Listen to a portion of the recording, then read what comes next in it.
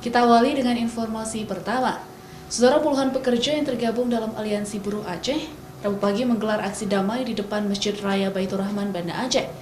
Mereka meminta Gubernur Aceh untuk menaikkan upah minimum provinsi atau UMP Aceh tahun 2022 mendatang. Puluhan pekerja lintas sektor yang tergabung dalam Aliansi Buruh Aceh meminta Gubernur Aceh Nova Iriansyah untuk menaikkan UMP tahun 2022 sebanyak 3 juta lebih. Hal ini sesuai dari hasil survei yang dilakukan oleh Aliansi Buruh di 9 kabupaten kota di Aceh.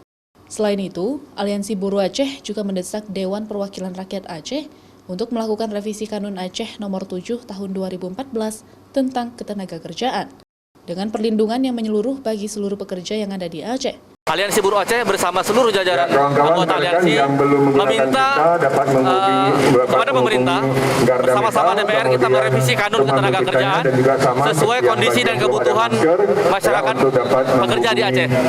Karena dampak dari Undang-Undang 11 2020 bagi kami sangat merugikan pekerja. Aksi damai para pekerja lintas sektor ini berjalan aman dengan pengawalan pihak kepolisian. Para peserta aksi melakukan orasi serta membawa sejumlah spanduk bertuliskan tuntutan kenaikan UMP Aceh pada tahun 2022 mendatang. Syahril, Kompas TV, Banda Aceh.